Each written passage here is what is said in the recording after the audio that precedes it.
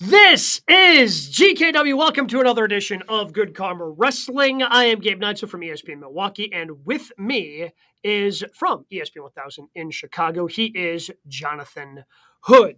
Let's just go ahead and dive right into it because earlier this week we celebrated a milestone. WWE celebrated a milestone there, Jay Hood. You a little confused there, pal? I am a little confused, pal, because there's someone missing on the show. Oh yeah, we don't. He's off this week. He thought he was going to be here. He didn't know his flight times, and he was unable to make the show. As he's apparently taking vacation, as people do, Yes. throughout the course of the summer. So Brian Rowitz is going to see Defy in Portland. He's going to the Pacific Northwest, flying from Florida to Portland to be able to see indie wrestling. Yeah, outstanding. Yeah, I mean, good for him to convince his wife to go to watch some indie wrestling shows with him in the Pacific Northwest. That's the most impressive part about the whole thing.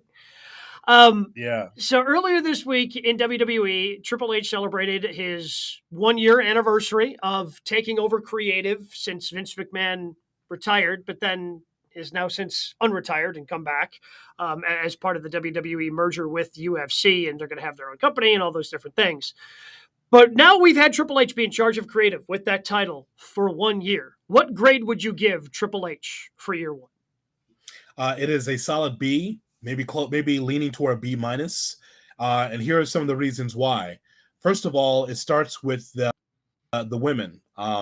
You had thought that the women would have more of a chance under Triple H with Vince when he was out for a while. That's not been the case. Give you an example. SmackDown had 0%, like 0 minutes of women wrestling on SmackDown. I know that was eaten up a lot by the Bloodline, but again, that gives the example of what's going on with the women. So no women's matches on SmackDown. From there, I thought the tag team titles would be a little hotter. Now, this is not a shot at the Usos, but I thought that there would be strong contenders for the Usos championships. And, hey, their reign's been great. But how do we grade it, Gabe? Honestly, it's like the Usos having those championships for a long time, but no real contenders. The difference is, like with Roman, at least there were contenders for his Universal Championship. And so that made sense. So I think that that's been a problem. I think the women's tag team titles, that's not been solved since Mercedes and Trinity were there. That has not been very good. The Bray Wyatt thing was fumbled. I think that that's not good. But on the other side, the Bloodline has been the best storyline the last 2 or 3 years in WWE. How much credit does he get for that? Well, he's part of it. Yeah. I mean, he's in the room. Yeah, certainly. Fair. But I because again, the Bloodline, as you mentioned, it's been going on for 2 or 3 years. So how much do you give him? Because I give him a lot of credit because I think some of the best stuff for the Bloodline has been over the last year with Sami Zayn and now Bloodline Civil War. I think that's been handled pretty well. But like you mentioned, I mean, there have been swings and misses, Bray Wyatt being the big one. The Mountain Dew pitch black match didn't work out for anybody. No. He obviously brought in Karrion Kross, thought that would be, we thought that he would be very involved, hasn't really been that involved. But and the biggest issue that he took over, and we discussed right away when he came in, was contenders for Roman Reigns, which he didn't really figure out. And what are you going to do to get those championships? Do you split them off Roman? How do you get them off of Roman? What do you do? And he never really figured that out. They just came up with a different championship, put it on Seth Rollins, and here we are with the WWE World Heavyweight Championship. So there are certain things that we were hoping and expecting him to take care of. But at the same time, I feel like he has done some really good things. I think the entire Backlash show in Puerto Rico was a lot of fun. WrestleMania was fun this year. Just kind of get the whole Logan Paul experiment has been pretty good. Anytime he appears on television and in matches, I think that's been pretty good. He's been very good as a heel. I'm with you. I think I'm giving him a B. There's still a lot of questions that need to be answered, but Gunther's been fantastic. And everybody in Imperium, there are certainly big hits that he's had. And I feel like we have to give him a little bit of a break. Because we always talk about how Tony Khan over in AEW is a neophyte booker. And granted, Triple H did have all the experience at NXT, but it's different 2 hours a week versus 5 hours a week of Raw, SmackDown, trying to make all of that work together. So being year one of figuring that out, it's not quite the curve I'm willing to give TK because he's somebody who wasn't in the business and Triple H is, but I think we have to give him a little bit, so that's where I think the B, I guess I might lean towards B plus because of the stuff that's good to me has been really good.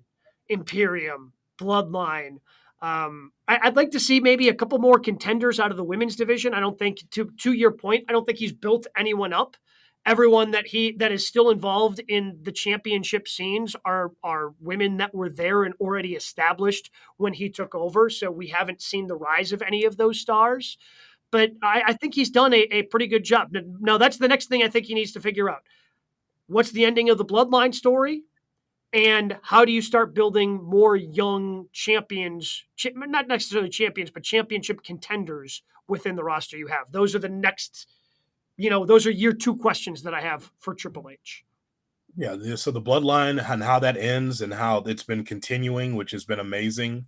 The mid-card titles mean something again. He made sure that the Intercontinental and the United States Championships meant something now in WWE.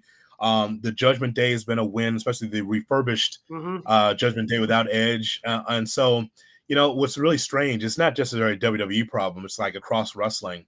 Man, we were going back to the Attitude Era of factions, and now all these things are breaking up. Look across the board. All these factions are breaking up, and it's like, wait a minute now. Like with the Bloodline, it's different because that's just a story. But when the Judgment Day, there's hints of maybe some problems there. We see this in AEW as well. It's like, wait, that you have factions to spin off a star or two out of it to give them their own story. And so I think it's a little hasty with that, but I think it's a solid B, if nothing else. Look, the reason why it's not lower is because, look, I mean, Vince McMahon was left and then came back during his tenure. So it's almost like Triple H, like, I'm presiding over this, but yet Vince says he doesn't want to be in the weeds, but yet he's always on the phone, tearing up scripts an hour and a half before the shows. That can't be good when Triple H wants to have a certain thing that he wants to do. But I think the biggest thing for me, Gabe, is the women. I think that's been fumbled. I don't think it's been very good. Maybe it's getting better now moving forward, but over the first year of his tenure, not great. What's the best women's storyline you think he's told? Well, I think that, first of all, Damage Control and the surprise of that was fantastic. I think all three of us said at the time, we said, man, look at this out of nowhere, faction just already built, no story. Here they come down the aisle at WrestleMania, right? And that was great. I think that was fantastic. The Bianca Belair winning the championship was while Vince was still in charge. Yeah, that happened because she had it from WrestleMania to WrestleMania. Then we have Charlotte. Charlotte's always been great. Asuka's always been solid. I think the best thing that he's done, I think the best storyline they've told over the last year on the women's side has been this Becky Lynch, now Zoe Stark's involved, and Trish Stratus. I think that's the best thing they've done because you've been able to take a current star. Again, it's a little bit, it's different, but it's kind of sprinkling in a bit of what Evolution was, which he was a part of, the past, present, and future. So you have the past in Trish, the present in Becky, and potentially the future in Zoe Stark being a part of that as well. I think that's kind of been the best thing he's done. Because again, like we've complained about how Raquel Rodriguez, sure, she's a champion. She's a tag team champion now, but what's her character? Why should I care about her? Zoe Stark, they're giving us reasons to care about her within the storyline that they're telling with Becky Lynch and Trish Stratus. The whole thing with Zoe Stark, and that's kind of a foreshadowing to one of my matches of the week. The reason why I like her is because I saw zero of her in NXT. I didn't know who she was. And she comes on the scene, I'm like, boy, she looks really good. I guess a veteran even before coming to NXT. I didn't know anything about her, but she looks comfortable in there. I really like what I saw there. So, I mean, it's recency, what we're seeing here with that, but at least it's something. It doesn't make Becky, or rather, Becky Lynch over the top strong because she is losing some matches on TV. That just only helps build her character, kind of like what Britt Baker's doing in AEW. Same thing, losing some matches and try to build her back up. Yeah, and look, I mean, but Zoe's like the only new person that's been involved in like main event angles in WWE because it's still, it's still Bianca Belair, still Charlotte, still Asuka. I mean, Bailey's kind of been there. I mean, outside of Io Sky getting that opportunity at the Saudi show at a couple weeks ago or a couple months ago at this point, there haven't really been new contenders that have emerged. It's kind of been the same people that we've just played musical chairs with those championships over the last 2-3 years. We saw Natty Neidhart a couple weeks ago. We gave her match of the week honors because of how she battled. I mean, there's a hiring freeze in WWE, Gabe. Yeah. So I mean, you don't need to hire more talent. You just need to work with the talent that you have. Yeah. And cultivate that NXT talent and make them stars. Zoe Stark is a great example of that. But I mean, overall, though, like he tried with Liv, and people like myself and Rowitz were excited about it, but it fell flat on his face. Yeah. And now they're trying to clean her up again. Being with Raquel Rodriguez, they're trying to clean it up. And I have, you know what? They're not giving up on Liv Morgan, which is great. When she has a little bit of an attitude, which I like. And you look at Bianca Belair. She's not a heel. I know that's what's on wrestling Twitter. Oh, she's turned heel. No, she has a little bit of an attitude now. I've been waiting. I've been saying that for months on the show. Where is the next level for Bianca Belair? She's still waving the braid and she's still, shaking her ass. But there's something with her that's a little bit more edgy, as you've been seeing the last couple of weeks. I've been waiting for that. That's just a different level of the character. I like it. Because you couldn't just, she can only be the smiling baby face that waves the braid for so long. Like, you have to evolve that character. Just like, again, I think the Bloodline has evolved. I think that Imperium has evolved. The really good stuff that Triple H has done, they haven't just stayed the same for the past year. You have to have some sort of evolution for the characters in order for us to connect to them as fans, for us to care as fans. Hey, let's give him credit. You know what, Gabe? Let's give him credit. Because of McMahon's involvement and him trying to keep some of these storylines fresh, this is a far cry from when McMahon was presiding over all of it. So hats off to him for what he's trying to do. It's like Tony Khan. It's not going to take – you can't do this all in a year or two. It's going to take time. And so the best way they could help out the World Heavyweight Championship situation is like, well, they can't take it off of Roman, even though they could have. Let's create another world championship. And so all of us as wrestling fans, we held our nose and we said, okay, Seth Rollins is a champion, but not really the champion. And you know what? If nothing else, on these house shows, I'm sure people are buying tickets to see Seth because they want to get vocally involved with him. They believe in the veteran because he's been around for a while. So, I mean, for what he's been able to handle and his hands tied at times with Vince in and out, it's a B for me. And the arrow's pointing up for the company. 100%. I think, I think I've got faith that things are only going to get better with Triple H. But again, I think his potential is limited as long as Vince is changing things at the last minute the way we keep hearing that he is. As long as Vince is going to be involved, the potential for Triple H is limited. That's just the way it is. Could you imagine we have our show meetings on your show on ESPN Milwaukee and me and ESPN Chicago, and we've got it all set. Like, all right, these are the things that we're going to talk about. And all of a sudden, here comes Craig Karmazan. He comes in and goes, no, that's not what we want to do here. We're going to tear up the script, and you guys are going to talk about something else. Well, it's like, well, wait a minute. It's 10 minutes before the show. We've talked about this. We've texted back and forth. We got what we want, and all of a sudden it just changes. Well, imagine a television show that you got to fill 3 hours of content when the old man gets on Zoom or the phone call. He doesn't do Zoom. On the phone, I want to change things. I want more Miz. What? Why? And you got to figure that out on the fly. It's tough for Triple H, but I'm with you. I think the arrow is pointing up. Some of the other top stories going on in the world of professional wrestling, we like to call it the 3 count. We start with number 1, heading over to AEW, where on Saturday night they will have their finals in the Owen Hart Memorial Men's Tournament. It'll be CM Punk versus Ricky Starks. Does it make more sense for Punk to win and win this big honor? He's been a big Hart family supporter throughout his entire career. Or does it make sense for Ricky Starks, a younger star, to come out on top Saturday night at Collision? Well, let's go back to Saturday night, last Saturday, with Samoa Joe and CM Punk. And so the question was at that time, so Punk never beat Samoa Joe. They drummed that into our head. So the entire night, not just leading up to it, the entire night, they made sure that everybody knew that Punk never beat Samoa Joe. Okay, and then Punk wins with a roll-up. Okay, 1, 2, 3. So because Punk and Ricky Starks are friends, and this whole thing of, what is it, CMFTR, whatever it is, with Ricky Starks in it, I just think that it's time for Ricky Starks to be able to shine here. I think this show has been able to support Ricky Starks. And we say, since he came from the NWA, this guy's got He's got the attitude. He's got charisma. He wrestles well. The fans are behind him. And the reason why it's time for him to win something of significance beside the FTR champion or the FTW championship is because he's no spring chicken. He's like in his early 30s, Yep. right? Mm-hmm. It's funny how like we see these guys all the time. It's like, I've never seen him before. Yeah, Damian Priest is 41. Yeah, I was about to say Damian's not young, he's not like, LA Knight's in his 40s, like yeah, like you need to like get these guys going here, right? Like okay, he's in his early 30s. He's not some young guy. He's been on the indie scene for a long time.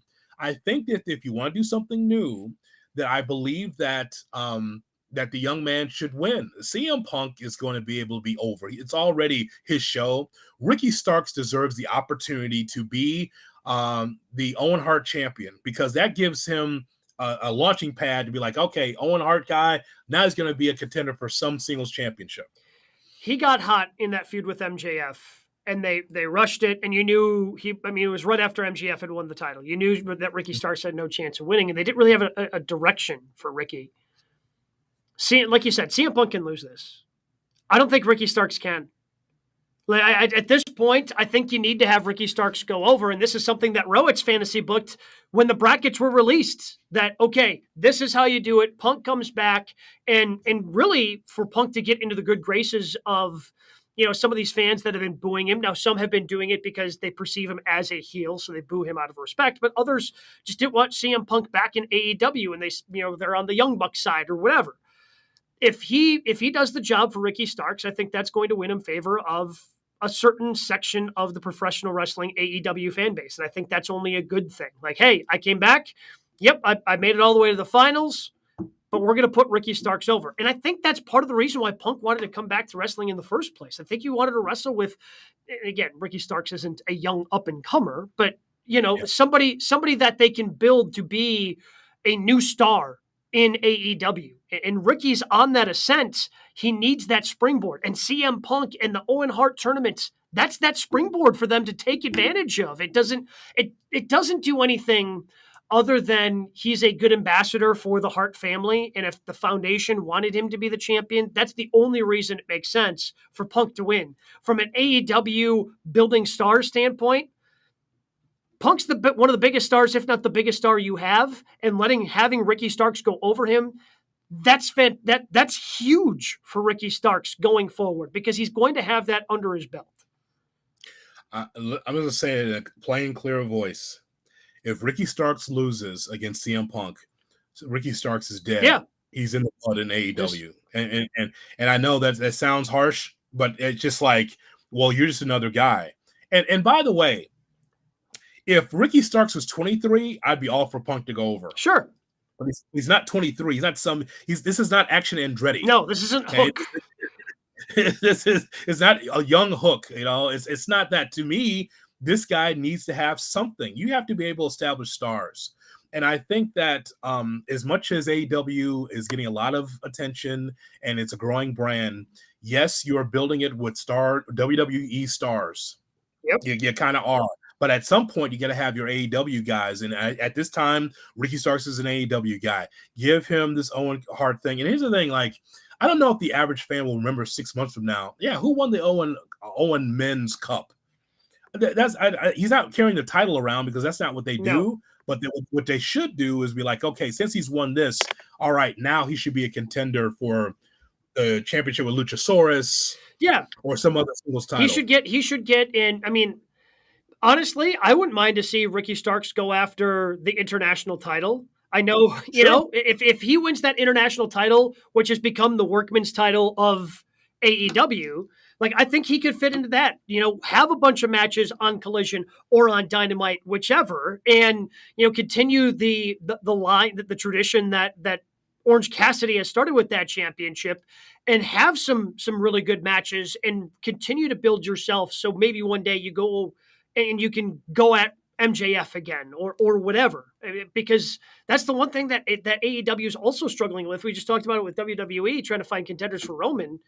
AEW is kind of struggling to find contenders for MJF, which is why Adam Cole is in this comedy-esque tag team with MJF right now as part of this tag team eliminator tournament. You know how ridiculous that is, though.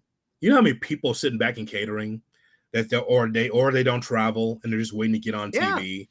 And you have a long list, a big roster that you can put against MJF. No, we'll just make him babyface for a while and just kind of just do a little jazz hands until we can figure this thing out. It's like it's just bad booking.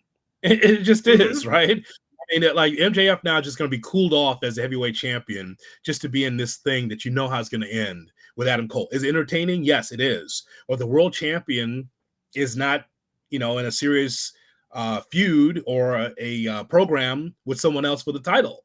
And it's just, I don't get it. Blood and Guts, the title should be defended at Blood and Guts, but it won't be. No, it won't be. No, because, I mean, maybe they break up soon. I don't know. I'm guessing they want to squeeze a little bit more money out of the I'm Better Than You, Baby t-shirts that they're selling, which I don't know. I will admit they're cool, but I would never purchase one because I know whatever's going on, I know is short term. This isn't going to be something that lasts for a long time. It's not built for that. It's not like, next time AEW comes to Milwaukee, I'm not going to be able to wear my "I'm Better Than You, Baby" t-shirt. Like, it's just not going to be working around then. So again, it just makes more sense, I think, for Starks to win this one. When we're doing that, it's that's the only thing that makes sense to me. Trying to figure that out. I want to share this with you. A text that I got from a wrestler from AEW. Okay. Ready? Hit me. Did you watch AEW last night? If so, someone needs to yank Tony Schiavone off the desk and smarten him up not to bury the boys during the broadcast. Now, hold on. Now, I did not respond to this yet because it was early this morning, and I needed coffee and this show and to talk this out with you before I respond. So are they talking about how Tony was talking about Adam Cole and MJF? Because that was the gimmick. Yes. The whole thing is that Tony hates those two and those two hate Tony. And so if he was a heel burying those two and their togetherness and their tag team, that's what he's supposed to do. Yeah. Like the first thing that these two bonded over was their mutual hate of Tony Schiavone. That was the first thing these two bonded over when they were initially put together as a tag team. That was the foundation of what you're now seeing. Them playing video games together, working out together, ripping shots together. That was the foundation of their current relationship. I guess I'll answer it that way. The way you just told me, I will text that person back. Like, are you watching the product, your own product? Do you understand that that's the gimmick? Unless it was something I missed. I don't know. Maybe it was the main event of Dynamite they're talking about, but maybe I'll respond and ask, are you talking about Cole and MJF? Yeah. Because if so, I'll have a screed of the reasons why you're not watching your own product in the back. Yeah, no, they're MJF. They're exactly what Roderick Strong and Adam Cole were talking about. No, this guy doesn't walk the show back. He's going to be totally oblivious to what we're talking about. It's because Schiavone's not burying anyone. That's just it's part of the show. And I don't think I missed something on Dynamite last night during the main event. No, Schiavone said wins and losses do matter in AEW, and he's talking about Swerve Strickland, his victory over the Kid yesterday. But I didn't think that was egregious at all. But no, okay. I don't think that was. I don't think that was burying. Yeah, I don't think that was burying anyone. All right. Yeah, that's why I asked a friend. So now I know how to be able to respond to this guy. So what did you think? You mentioned the Swerve Strickland match. I don't think it's unless it's coming up in the match of the week. I don't think it was. Okay. Because I didn't think that Nick Wayne was going to make the match of the week. You guys built it up to me last week. And yes, he can wrestle, but there are some things that he can, I'm not saying from like a technical wrestling standpoint, but if I saw him go down to the ground and raise his arms, trying to get everybody into it one more time, like you don't need to do that every time your ass hits the mat, man. Like every time he went down, the arms came up like, what are we doing here? That's what you do in the indies. That was an indie thing. Okay. So no, Broads and I have seen him at Defy, and that's the least of the action that we've seen him in with Swerve Strickland. We saw him for a 30-minute match, and it was fantastic. He took Will Ospreay to 25-30 minutes. The kid can go. That was the wrong finish yesterday. You don't have this hype for 2 weeks with the video package and talk about this kid's dream. He just turned 18, and that's the finish. Nope. That's the wrong opponent and the wrong finish for the young man. If you're trying to build a young star, then you have to be able to he's got to take on someone less experienced than Swerve Strickland. Even if it was just a schmaz or just like a preliminary match, make the kid look good. That's what you do. I mean, I was surprised. I'm watching Dynamite through the storms we had here in the Midwest as I kept getting the blue screen, like, okay, I'm going to be missing Dynamite, like tornado activity and like thunderstorms. I did. I downloaded the app. I went to the TBS app. East Coast feed, West Coast feed, East Coast. And so I watched it through my phone all night yesterday. And so I thought, well, when is this match going to take place? The main event? Oh, no. I mean, main event to Jason, because it was the last wrestling match. The main event was the reveal of who was on Blood and Guts, which we'll get to in a second. But yeah, it was the last match that went on last night. That's a bad booking. That shouldn't have been the last match on Dynamite. And again, if you're going to do all this hype and take all this time, these 4 or 5 minute pieces, great pieces, by the way, not knocking that. But Nick Wayne can go, and this will be the first time people saw him. And you know what? Actually, the way he was wrestling, he wrestled like an 18-year-old. Yeah. But the matches I've seen, he wrestled like he's 25. Yeah. See, so I guess that was the problem, because I had not seen Nick Wayne. I am a big wrestling fan. Have not seen Nick Wayne wrestle, but you guys talked him up. And it's not like last week or the last 2 weeks was the first time you guys had talked him up. Like, if you're deep into this, you've talked him up. If you have seen him wrestle other places like you in Rowitz, like I'm not the only one who had his buddies go, oh man, wait till you see this guy on Dynamite. Oh, this is going to be awesome. And not to say that it was bad, but it was fine. It's what it was. A experienced veteran against an 18-year-old. That's what it looked like. That's what it looked like. And that's not who Nick Wayne is, at least not on the indies, not in Defy. That's that. But of course, there's a difference, right? You have to wrestle for TV in AEW. There's a time limit. There's certain things you can and cannot do in AEW versus 30 minutes with a small crowd saying, fight forever. And he's doing all these moves, and it's just fantastic. That's what lured me into it. When I first got the link to watch him against Swerve Strickland, I said, oh, my God, who is this kid? He's 16 doing this? So, I mean, maybe he's smarter than the Fox because he is a second-generation wrestler. His uncle wrestled as well, Moondog Moretti, so he wrestled too. So it might have been like, hey, kid, you're 18. You got to wrestle and make some mistakes. He kind of did. Yeah. And you can see the potential. Like, you can see, some of the things that are in there, but it just, as much as it was hyped up, it did not live up to the hype, which is disappointing for him. And I'm with you. They did not put him in the best position to succeed because Swerve Strickland has like so many other things going on right now. He probably needed the win in order for him to be a threat in whatever else he's doing. Cause he's again, I feel like he's involved in like 6 different, feuds at this point. But yeah, that's kind of where I came down on that match. But following it up, as I mentioned, as we go to number 2 on the 3 counts, the Blood and Guts mystery partners and the mystery men were revealed. It was the one that we all expected last week on the elite side. They're not going to be the Golden Elite, as Kota Ibushi is going to be the mystery man over there. But we get the Bastard Pack is now on the side of the BCC, as he has some history with Kenny Omega, some hatred towards Kenny Omega. So it makes sense for him to be involved in the Blood feud, kind of swerving away from the tease that was Chris Jericho. Ultimately, did they get these Blood and Guts mystery men right? Based on the story they want to tell, yes. Are there other guys in the locker room that could have filled the bill? We mentioned Jake Hager. He actually was on the show. He gave up the purple hat. Apparently he doesn't like the hat anymore. Let me just tell you, I've always said this. When you turn in your purple hat, that'll be the end. That's it. I mean, I've always said that about a purple hat. But I think that based on the story that they want to tell, and that's the connection with New Japan, Gabe, having the Golden Lovers to come back there in Ibushi is fine. But I always have in the back of my mind, just thinking about the novice audience that's just tuned in. I mean, how many people that tuned in said, who? Yeah. Seriously, that's that guy that's not on the AEW roster. Oh my God, it's Ibushi.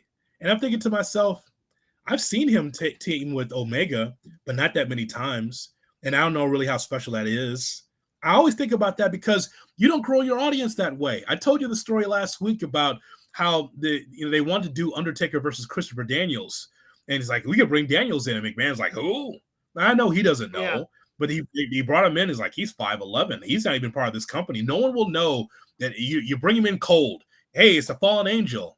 Yeah, you'll get a smattering of applause from those that are smart. Then the rest of that WWE audience will be like, who the hell is this little guy? And why is he wearing white? Right? So, I mean, no one would understand. Same thing here. Ibushi's there. Okay. And because of his connection with Omega, fine. The thing that excites me is Pac's back. I think that was kind of the insurance option. Like they knew people would be excited about Pac. So, and again, Ibushi wasn't in the building last night. They just had to do a video package. And so they just kind of hope that the reemergence of Pac, somebody who your audience already knows and has had a history in the WWE and has been around professional wrestling on television for such a long time, that can carry the excitement through of the people who went, wait, the Golden Elite, what does that mean? Right. You know, so it's inside for everybody else, but for, I don't know if Saskatoon knew what that meant. I mean, I think some did, but there's someone in the company, somebody in the company that's in the back that if you brought them into this fray, it's like, okay, here we go, right? But that's not the direction they want to go because the EVPs want to have, this guy from Japan coming in, Pac coming in, and here's what's so great about this, and this is where I'll give them credit for great storytelling. Pac took the mic and told you why he's back. Broken nose. We're going to get after Omega. We're going to destroy you. I want to be part of this because I want to destroy this faction. I want to get this Golden Elite, and I want to tear them up because you broke my nose. Thank you. There's a story. And it has to be something that you would want to get involved with, the most physical, bloody, damaging, way to end a feud in AEW that AEW has in Blood and Guts. So you need a legitimate reason. You don't want to just. That's why it wouldn't have necessarily made sense to pull a Jake Hager or just pull a random heel or random babyface, because you need a legitimate reason to. Yeah, I'll put myself through hell for the opportunity to put you through hell. And that's what Pac did. And Pac did it so quickly, succinctly. He didn't need that much time to explain it. And if you really want to, you can find out and Google Kota Ibushi, and you can see the team that they were in New Japan and why he might decide to team up with the elites. But not a lot of people are going to do that work. You have to do that work for your audience, and they didn't really do a great job of that with the video package. You could have at least had him saying a couple of words, couldn't you?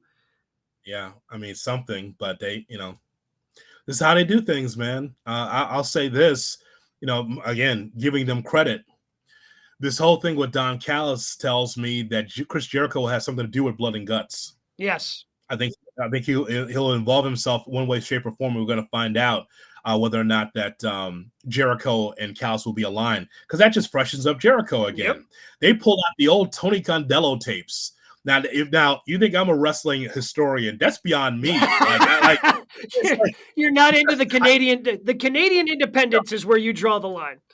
I saw it at the bottom of the screen like Tony Condello. Oh, okay. Canadian Indies. Okay. So I get it. Bulldog Bob Brower. It was wild to see Don Callis, because he's been in that manager role and he's been a behind the scenes guy for so long. To see him with the long hair and actually as a wrestler was wild to me.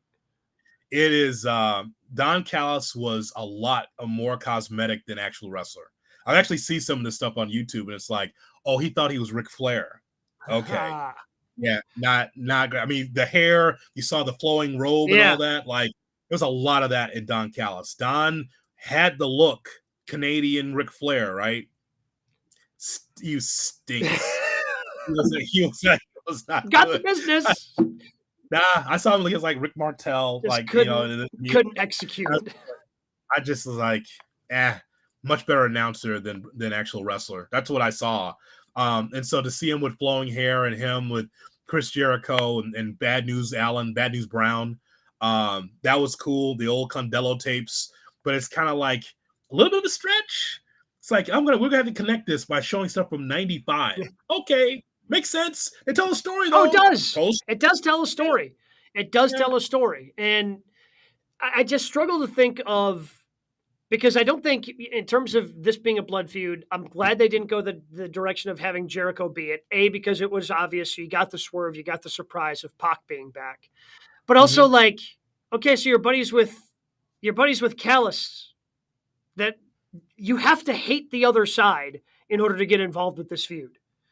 And I just Yes. don't think that they would have been able to find anybody else that made sense for the elite other than Kota Ibushi. Like I just who else would have made sense in that spot that just would have absolutely hate the Blackpool Combat Club.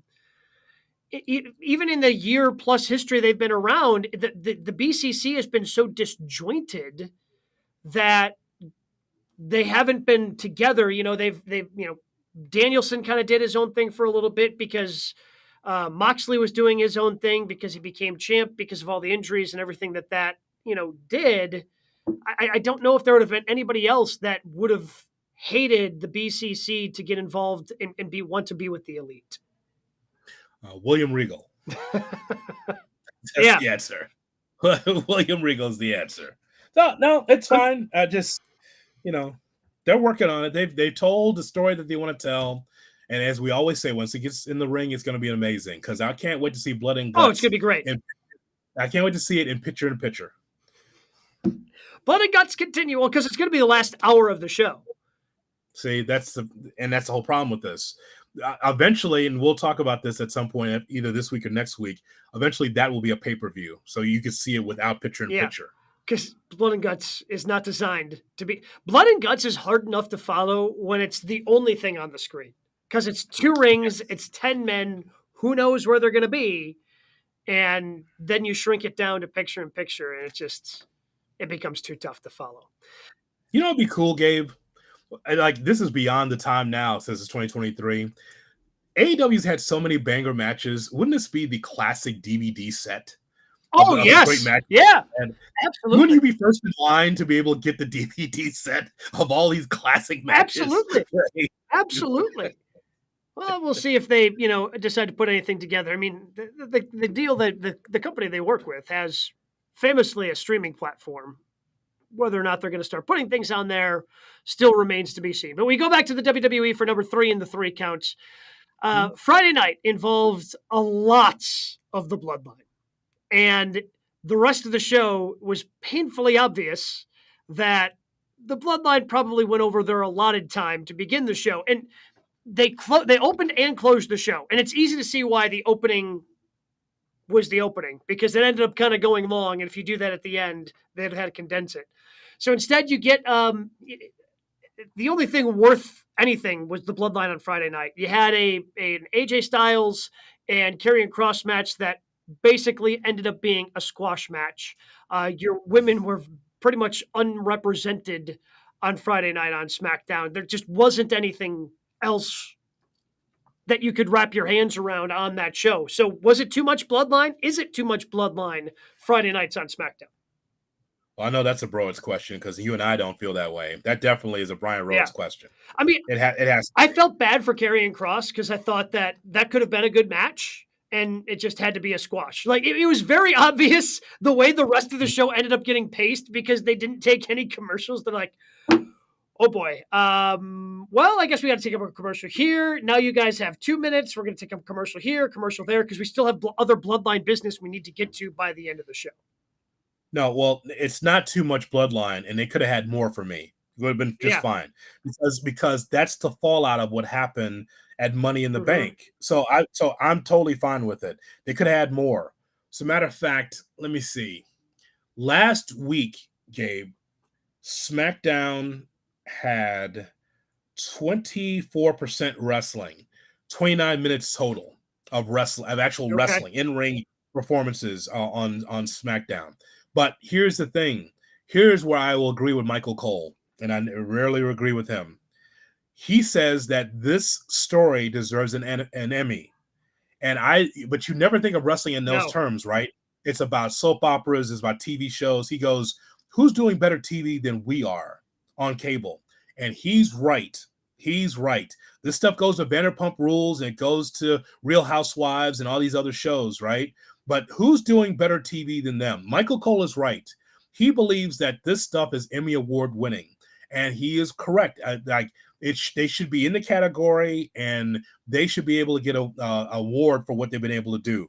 There's no doubt that they deserve more. Now, look, it's Madison Square Garden, so big things happen, right? Mm-hmm. You would think like you want big matches in Madison Square Garden, but you know what? This was so hot, it could have been the whole 2 hours because it told a great story, beginning and end, to lead us to a possibility of again Jey Uso against Roman Reigns. I got no problem with it. I had zero problem. I mean, because of the way my brain works, and being a radio host, so you're trying to be conscious of clocks. You know, it's just kind of peek behind the curtain when you're hosting a radio show because you want to hit your marks. You want to hit, Yes. okay, we have to break by this time. That way we have this much time for that, break by this time. And you want to do, and look, sometimes we're bad at keeping the clock on our show, Jen, Gabe, and Chewy on ESPN Milwaukee. It happens. But I'm watching the Bloodline, or the tribunal of Roman Reigns. You know, of is he going to be the tribal chief anymore? And he was, ready to give up the lay and do all those things. It was just fantastic drama. Like, I was wildly entertained by it. Every once in a while, I'd peek down at the clock and go, man, the rest of the show is so screwed, but I don't care. This is so good. Like, I was into it. So I don't think that the Bloodline was too much this past Friday. And the other thing is, like, Roman Reigns has done such a good job in this tribal chief role.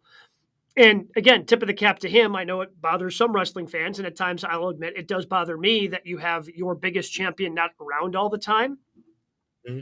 So when he is around, why not have something like this where you can blow it out? He's there. Take advantage of him being there and do what you did on Friday. It's, you end up feeling sorry for some of the other things that end up getting cuts. But look, you got to put what's best for you on TV, and this is what's the best thing in the WWE right now. So if the Bloodline is the best thing in the WWE, you can't say that LA Knight isn't. For him to be a digital extra, that's yes. Now that's not right. Okay. For him to take out Hit Row in 2 minutes, like, oh, I only got 2 minutes. I'm going to take out all, 2 members of the Hit Row, LA Knight. I'm out of here. Yeah. Like you can't, like, you could have done that on television. People want to see LA Knight because he's a draw. Now that's wrong. But but as far as the Bloodline is concerned, you had to be able to have that all lay out. No one thought that Roman Reigns would go down to bended knee, take off the lay, almost hand over the championship. Just like, I don't want this. I got 5 kids in the back. They're watching this. They're watching you. We can't keep doing this. And then luring in Jey Uso. Jimmy and Jey Uso both go to the hospital. Jay comes back at the end. It sets up the matchup. You see Jey Uso wear out Solo Sikoa, his own brother with the chair. I mean, is that better than any match that you can get on WWE SmackDown that Friday night? Absolutely. And I know that for the average wrestling fan, it's like, well, how could you say that a storyline is bigger than a wrestling match? Well, when it's the best that we've seen probably ever, it deserves the time. This is like the one exception I'll make to that, because for years and years and years, and I know we had our rant about, ratings last week, but one of the most watched segments of Monday Night Raw was when they had a gauntlet match. They did like this hour-long gauntlet match, and it was like the most watched, Seth Rollins was in it. It was, 5-6 years ago, whatever it was. It was one of the most watched things in like years for WWE. Like, oh, imagine that. Wrestling fans actually like wrestling. And yes, wrestling fans, we do. We love the action in the ring. I think it's part of the reason why AEW has been able to have the success that they've had, because of the action that they put on the ring. But every once in a while, there's a story that just transcends everything. And it doesn't happen very often. So write it while you got it. Figure it out. Keep it going. And it's been compelling storytelling. They found a way to keep it going. And just keep it rolling. If they did it again this upcoming Friday, I wouldn't have a problem with it. If they did whatever the next step in the story is, if they did it as well as what they did this past Friday, keep it going. Make Friday Night SmackDown all Bloodline all the time. I don't care. The litmus test is markets like New York City, right? Because usually if they don't like it, they shit on it. And there's like, and it could be the most popular thing in the WWE. Ask John Cena. Maybe the most popular thing in WWE, right? And it's like, they will kick it out of bed so quick. And it doesn't matter if it's the hottest thing. Like, if they're bored with it, they will turn. That was sold out, and they were into it. They were at the edge of their seats because they understand the importance of the story. So that's the litmus test. It wasn't in Oklahoma City. It wasn't in Tampa. It's in New York City, and it's in their backyard. This is WWE's most popular building. They can go anywhere in the world. The Garden is the McMahons, and they loved it. And so clearly, nobody really had a problem with it. I saw this stuff and the conjecture on wrestling Twitter about it, like, oh, the Bloodline.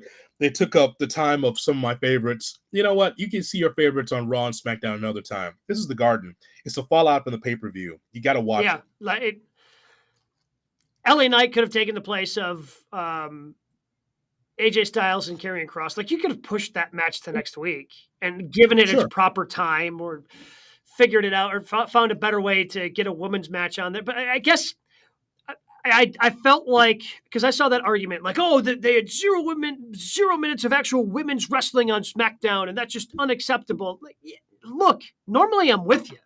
Normally I'm right there with you. But this week was it was different. It was an exception. It's not like they didn't have a women's segment at all, because they did. Like, there was barely any wrestling on the show because of the way they had to kind of change it all around because the Bloodline went over their time. So would you have been happy if you were somebody who was complaining about the women not having a match on SmackDown? So, okay, put whatever women's match you want in that AJ Styles Karrion Kross 3-minute match. Is that making you happy? No, it's not. Like, no, it just checks a box. You're just checking a box at that point. Like, the entire show got blown up because of the Bloodline, and to me, that's the aberration. It's not going to be like that going forward.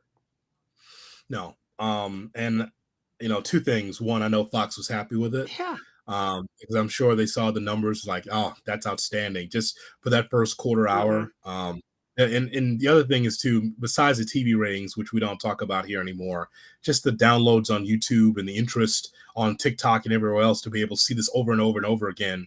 The other thing, too, is if there's a timing issue with these segments, the old school would be someone at the table. I almost said scores table.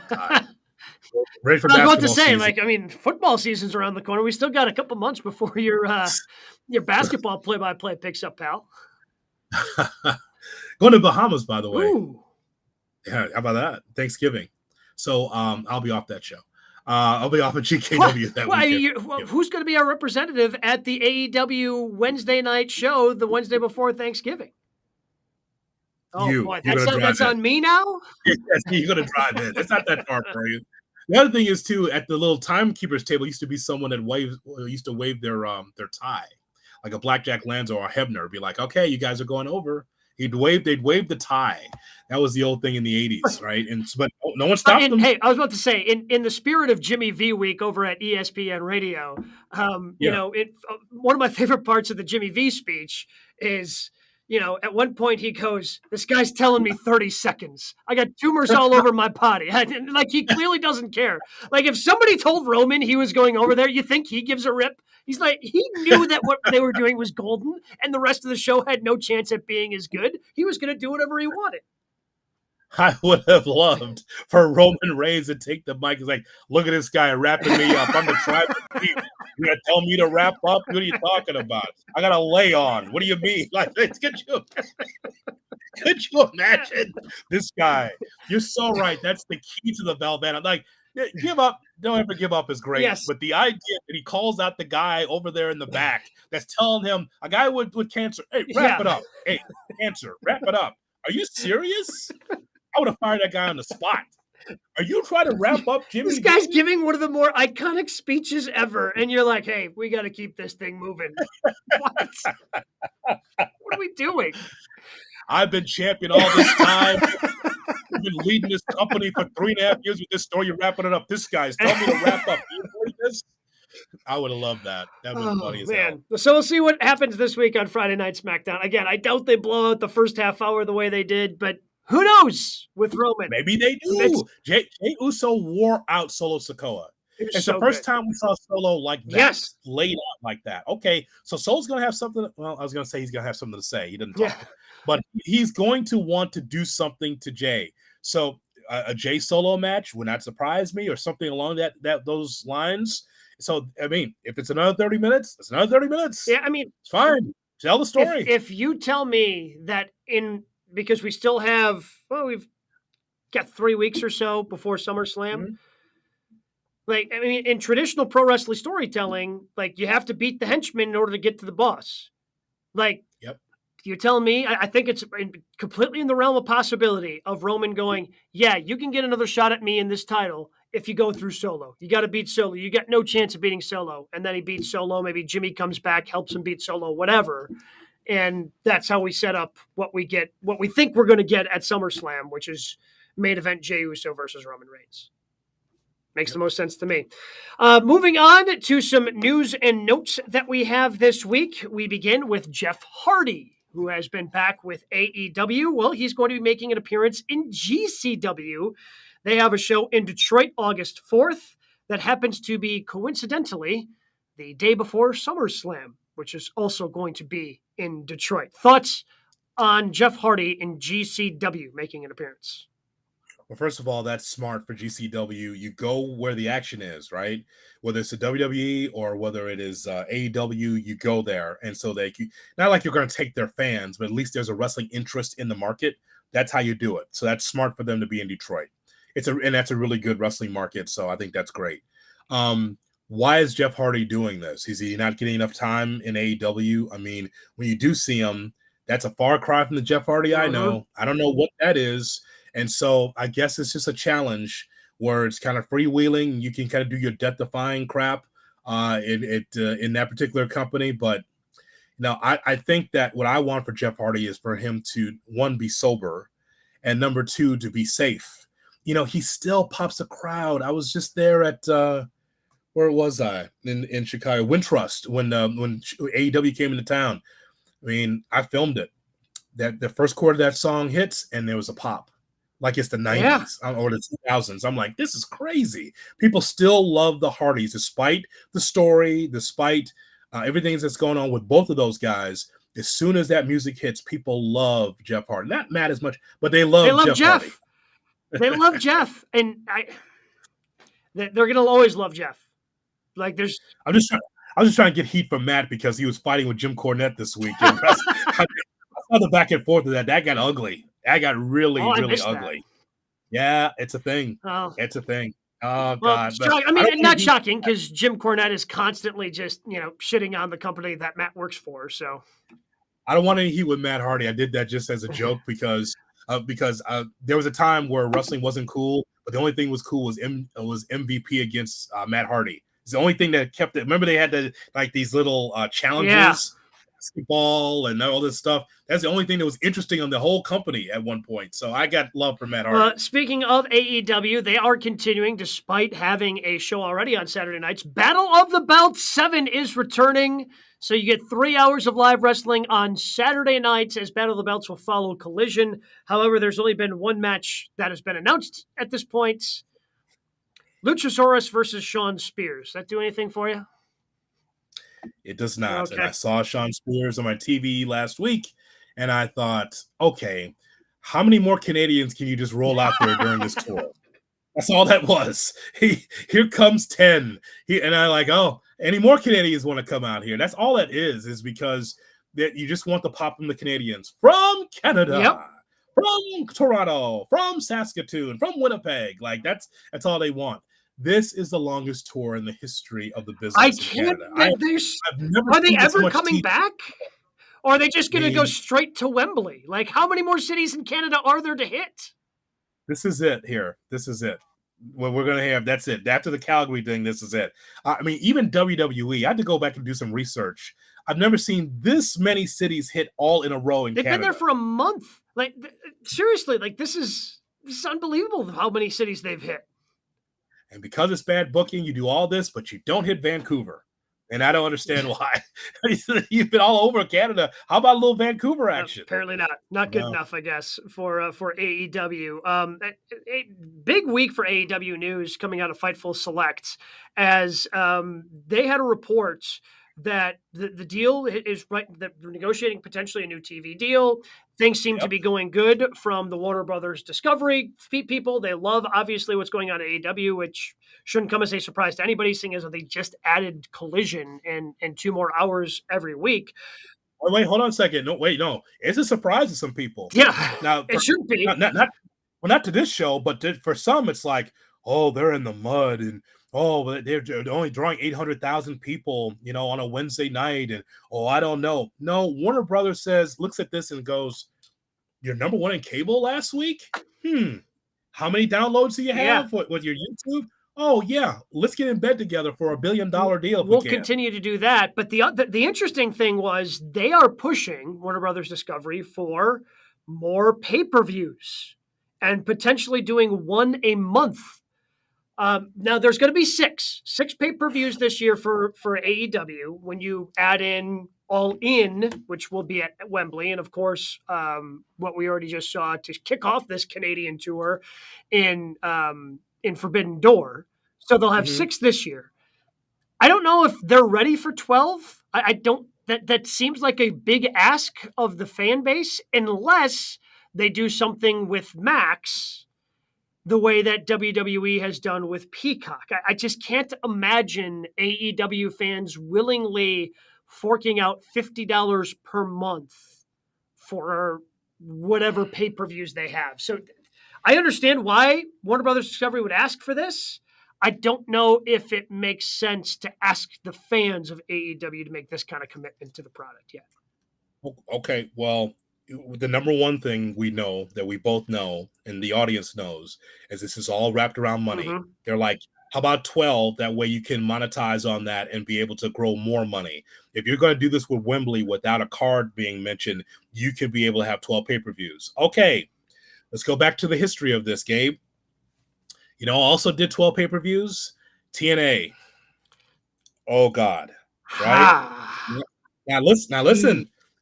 AEW already is better than Impact ever was, as far as the money that they've been able to make, the awareness, because Impact had a hard time even trying to find a TV deal. It was like Fox Sports had a little clock on the top of the match, like 7 minutes, 8 minutes. They had to like the little clock because they're trying to make it like sports. Then they went dark for a while. Then they were on all these these networks like Destination America and Spike. The Spike deal didn't work out, so they try to go to 12 pay-per-views. Okay, that's kind of where they kind of died. They're still alive. I'm not saying that they're completely dead, but the TNA part of that, it didn't work. Now, you want to do 12 pay-per-views? All right, so I'm making a negotiation, and I'm saying, okay, I'll give you 12. Can 4 of them be ROH? That way, I'm not saturating my product and watering down my product. You see what I'm saying? Like 12 pay-per-views, Dynamite, Collision, Rampage. That's a lot of wrestling. Yeah, right? I just, especially when your shows already are pay-per-view quality. Yeah, it's just one of those things where I think WWE creating the network and then going to that model was one of the smartest things they could have done, because there are so many skippable pay-per-views that I don't miss now because, well, I've got Peacock, might as well tune in, because I think I pay for the premium Peacock at $10 a month. That's WrestleMania and SummerSlam. The rest of them are free. Yep. I'm going to buy those anyway. If you go to 12 pay-per-views and you don't do some sort of model where you're getting a discount and they're all going to be $50 or whatever, you're going to be having a lot of people miss a lot of your pay-per-views. That's just the way it is. Because now asking people 6 times a year to pay the $50, and I'm sure there's still people that skip Revolution and skip Full Gear. Mm-hmm. But the other ones are big enough where you don't want to miss All In, you don't want to miss Double or Nothing. You're just going to get more skippable things that some people are going to pay for, but ultimately in the long run aren't going to be profitable. You just, if that's what you have to do, if they're saying, hey, we want you to do 12 pay-per-views, my best advice is make sure you're booking solid. Like this can't be like Ken Anderson versus Sting, and you want me to pay $29.95 for it like I had to do for TNA. That's how it was, Gabe. Like TNA tried, but they would have main events like Kevin Nash against somebody, and it's kind of like, I don't want to pay for that. I don't care what the fancy name of the pay-per-view is. It's got to be special. These events are supposed to be special. UFC has done a better job than wrestling with this, right? I mean, some of their UFC cards, they may not all be great, but it's always one match you want to see. There's always one or at least two matches you want to see. All I'm saying for AEW is like, if you still have these pay-per-view quality matches on Dynamite and on Rampage and on Collision, then why should I pay for the pay-per-view? And that's when you got to try to figure out what you want to do. If you're going to do those 12 pay-per-views, then what does that say for the other TV stuff on the TV? Big question. My other question is, so we know what they're doing for All In, and you can do it in Chicago in terms of having Collision, and then you're running back the same night in the same building with your pay-per-view. Yeah. With having a Saturday show, to me, that complicates things. Like, you're going to try to run the same building in back-to-back nights in where? Like where are some of these pay-per-views going to be? I'm not quite sure they're at a point yet where they can be outside of Chicago selling an arena and selling that many tickets that many nights in a row. And even deeper in the weeds, can you name 12 markets that they could draw in now? A young company, is there 12 markets that they could draw in for pay-per-views? Honestly. No. I mean, Milwaukee will draw. If it's a pay-per-view, Milwaukee if it's a pay-per-view, Milwaukee will be there. But I mean, part of their problem is like the only two of their I guess three of their pay-per-views, because I think you consider Forbidden Door, because they've done it twice. They've done it 2 years in a row now. Who knows what they do after All In? Yeah. But two of their pay-per-views are, one's in Vegas every year, one's in Chicago every year. Those are the really important ones. Like, I know they've done, Full Gear in Minneapolis, and yeah, I don't know. Like, I don't know of where you're going to be able to do that. I asked Jason Powell from ProWrestling.net. He was there in Minneapolis. Yeah. He's based out of St. Paul. I go, so how's the house? He goes, oof, 6,000. It's like, and a WWE crowd too, because they were completely quiet. Even though the show was good. Oh yeah, but it's a WWE crowd, so they didn't know what to do. So it's kind of like, and so that matters too. Like, you have to be an idiot to go back to Vegas after the last couple of shows. That didn't work. Vegas was bad this year. So I mean, it's a lot to think about. But again, when someone's handing you a boatload of cash, you don't turn it down. You try to figure it out. It's like, if I'm Tony Khan, I'm like, all right, all of them, Daly's place. We're going to Jacksonville. It's like, because I can't give you 12 markets that they're successful in yet. But it's a young company, and you understand that, right? You're a hot company, but AEW doesn't work everywhere. Not yet, because people need to know more about them. I get it. Correct. I get it. And then finally, in news and notes, this also from Fightful Select, of a list of banned moves and things that need to be cleared with management before they do them. And it's a pretty extensive list, Jay Hood, in terms of things that need to be approved by a coach: spots and bumps on the ring apron outside, table, ladder, chair spots, in and out of the ring, only allowed with padding at point, apparently. All pile driver tombstone variations. A lot of pile drivers happen in AEW. Rope, a lot of top rope moves, a lot of thumbtack skewers, things of that nature. Injury spots, angles. If somebody's going to be injured, all these things now need to be cleared, along with things that they have banned. Unprotected chair shots, which we kind of knew about after Cody took the unprotected chair shot from the aforementioned Sean Spears at the beginning of the company. Shots to the back of the head, which, does that mean Adam Cole's move is banned? Yes. Okay. You have to do it with a side headlock takedown. Yeah. Buckle bombs, blind moves backwards into the turnbuckle, fencing responses, which, again, you're selling a brain injury, and they want to avoid some of those things. But there are a lot of different things. It is a long, extensive list of things that they are trying to ban to make their product safer for not just them and their athletes, but also potentially for fans. So you know what all that means? And again, shout out to Sean Ross Sapp. He's been killing it for Fightful Select. You know what this means? You're growing up as a company. You're an adult now. You've been a baby for a while, allowing all this indie shit to happen on your show. But now you're an adult company. We have to protect the wrestlers. How about that? You can't have these thumbtack spots in the middle, the second match on the card.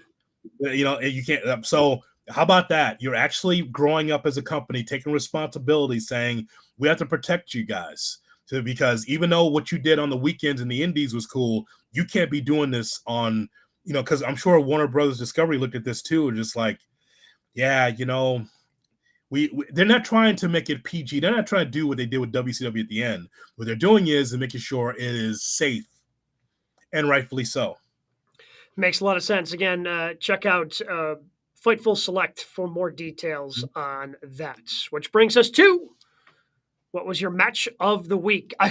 Pretty much everything from SmackDown got thrown out because, it made it made the selection process easier because there wasn't really any match-worthy things that happened on SmackDown with all the Bloodline shenanigans.